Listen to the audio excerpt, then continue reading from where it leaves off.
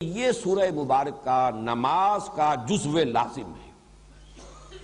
جزو لازم۔ چنانچہ اس کے ضمن میں وہ حدیث میں آپ کو سنا دینا چاہتا ہوں کہ جو بخاری میں بھی ہے، مسلم میں بھی ہے، ترمذی میں، ابو داؤد میں، نسائی میں وغیرہم، یوں سمجھئے کہ محدثین نے سب نے اس کو تسلیم کیا ہے۔ اور یہ حضرت عبادہ ابن صامت سے ہے رضی اللہ تعالی عنہ۔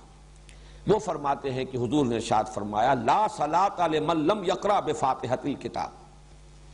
اس شخص کی کوئی نماز نہیں جو فاتحۃ الکتاب یعنی سورہ فاتحہ نہیں پڑھتا، اس کی کوئی نماز نہیں۔ اس کا یہ مفہوم تو متفق علیہ ہے کہ سورہ فاتحہ نماز کا جزو لازم ہے،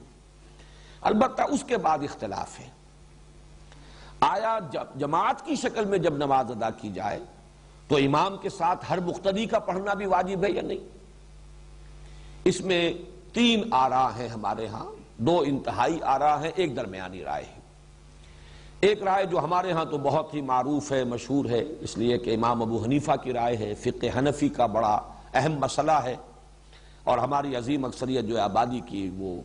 حنفی المسلک ہے۔ تو وہ تو یہ ہے کہ امام کی قرات جب ہو رہی ہے، امام کے ساتھ آپ نماز پڑھ رہے ہیں تو امام کی قرات ہی آپ کے لیے قرات ہے، آپ کو نماز نہیں پڑھنی۔ مقتدی کے لیے یہ سورہ فاتحہ جو ہے اس کا پڑھنا ضروری نہیں، بلکہ نہ صرف یہ کہ ضروری نہیں بلکہ نہ پڑھنا ضروری ہے۔ یہ انتہائی شدت ہے کہ جو حنفی مسلک میں اس بارے میں ہے، اور مثال وہ دیتے ہیں بڑی، یعنی ایک اعتبار سے تمثیل و تشبیہ کے پہلو سے بہت یعنی معقول تشبیہ ہے کہ جب وفد کی صورت میں کہیں جائے، کسی بڑی شخصیت کے سامنے پیشی ہو، حاضری ہو، تو کوئی ایک ہوتا ہے جو نمائندہ، وہ گفتگو کرتا ہے، باقی سب لوگ موجود ہوتے ہیں، ان کی موجودگی گویا کہ ایک طرح کی شمولیت ہے، لیکن یہ کہ گفتگو جو ہے، کوئی درخواست پیش کرنی ہے، کوئی مطالبہ رکھنا ہے، تو وہ ایک ان کا نمائندہ پیش کرتا ہے۔ اسی طریقے سے جب امام پڑھ رہا ہے تو گویا کہ مقتدیوں کی طرف سے قرات ہو گئی۔ یعنی یہ مطلب نہیں ہے کہ یہ نماز کا جزو لازم نہیں ہے، صرف یہ ہے کہ جب جماعت کی شکل میں نماز پڑھی جا رہی ہو تو سورہ فاتحہ جب امام نے پڑھ لی تو گویا کہ تمام مقتدیوں کی طرف سے بھی یہ قرات کا حق ادا ہو گیا۔ اس کے بالکل برعکس اور دوسری انتہائی رائے جو ہے وہ امام شافعی کی ہے رحمہ اللہ، کہ جو ظاہر ہے اس کا، ویسے یہ میں عرض کر دوں کہ جو موقف ہے امام ابو حنیفہ کا اور جو حنفی مسلک ہے، اس میں ایک دلیل یہ بھی پیش کی جاتی ہے کہ قرآن حکیم میں یہ حکم ہے اذا قرئ القرآن فاستمعوا له وانصتوا، جب قرآن پڑھا جائے تو اس کو توجہ سے سنو، پورا دھیان ادھر لگاؤ اور خود خاموش رہو۔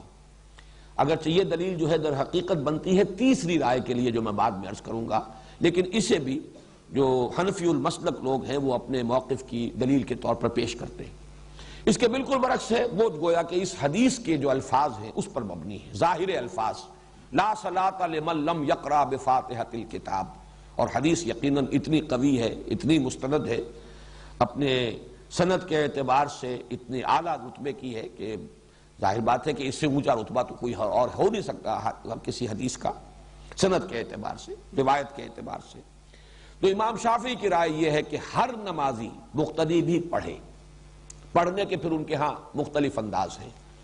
چونکہ حضور کا ایک معمول یہ بھی نقل ہوا ہے کہ آپ جب پڑھتے تھے سورہ فاتحہ جہری رکعت میں بھی، اس کے بعد تھوڑی دیر تک آپ خاموش رہتے تھے، وقفہ ہوتا تھا۔ ہم تو ہماری عادت تو یہ ہے کہ فوراً ہی کوئی جو سورت ملانی ہے یا کچھ قرآن کا حصہ پڑھنا ہے تو سورہ فاتحہ کے بعد اس کو متصل کر لیتے ہیں، لیکن حضور سے یہ ثابت ہے تھوڑا سا وقفہ، اور اس کے دوران گویا کہ مقتدی بھی جلدی سے دہرا لیں اور پڑھ لیں۔ ایک طریقہ تو یہ ہے،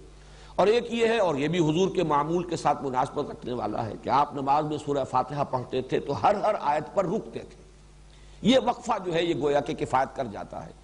کہ امام نے کہا الحمدللہ رب العالمین، اور اس کے بعد وہ ذرا سا وقفہ دے تاکہ مقتدی بھی الحمدللہ رب العالمین پڑھ لیں، پھر الرحمن الرحیم وقفہ دے تاکہ مقتدی بھی پڑھ لیں۔ بہرحال یہ تو ہوا اس کی جو عملی شکل ہے، لیکن اس وقت میں صرف موقف اور مسلک بیان کر رہا ہوں کہ امام شافعی کا اور شوافع کا اور حنابلہ کا یہ موقف ہے، اور چونکہ امام احمد ابن حنبل شاگرد ہیں امام شافعی کے، تو تسلسل بھی ہے اس میں، یہ ہے کہ ہر مقتدی کے لیے بھی سورہ فاتحہ کا پڑھنا لازم ہے۔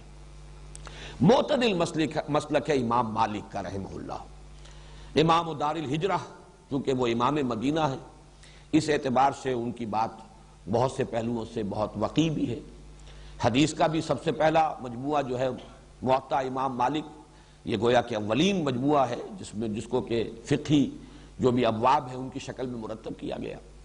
امام مالک کا موقف یہ ہے، اور میں اس کو کوئی باک نہیں سمجھتا اس کے بیان کرنے میں، کہ میرا اپنا عمل اس پر ہے، وہ یہ ہے کہ جہری رکعت میں امام کی قرات کو توجہ سے سنو، گویا کہ عمل ہو گیا اس آیت پر، اذا قرئ القرآن فاستمعوا له وانصتوا۔ البتہ سری رکعت ہے، اس میں خود سورہ فاتحہ پڑھو، اس لیے کہ اس وقت آپ سن نہیں رہے۔ لیکن یہ کہ ہمارے ہاں بعض جو مفتی حضرات ہیں، حنفی مفتی حضرات، وہ اس میں بہت شدت سے کام لیتے ہیں کہ فرض کیجئے کوئی رکعت آپ کی چھوٹ گئی تھی، پہلی رکعت رہ گئی تھی، آپ دوسری میں شریک ہوئے، تو اب اگر آپ اپنی رکعت پہلی جو ہے پڑھنے کے لیے، جبکہ باقی نمازی فارغ ہو گئے، سلام پھر چکا، امام سلام پھر چکا، اب آپ کھڑے ہو کر جو رکعت پڑھ رہے ہیں، تو شدت کی انتہا یہ کہ اس رکعت میں بھی سورہ فاتحہ مت پڑھو، صرف اتنی دیر کھڑے رہو جتنی دیر کے سورہ فاتحہ پڑھی جاتی ہے۔ اب یہ چیز جو ہے میرے نزدیک انتہا پسندی والا معاملہ ہے بالکل اس معاملے میں۔ بہرحال درمیانی مسلک یہ ہے، لیکن یہ کہ اس وقت جو کچھ مجھے بیان کرنا تھا یہ میں نے بیان کر دیا، اس لیے کہ یہ عملی مسئلہ ہے، بہت سے حضرات کو اس سے سابقہ پیش آ سکتا ہے، لیکن یہ کہ اصل بات جو اس وقت جو میری بحث تھی وہ یہ کہ یہ نماز کا جزو لازم ہے۔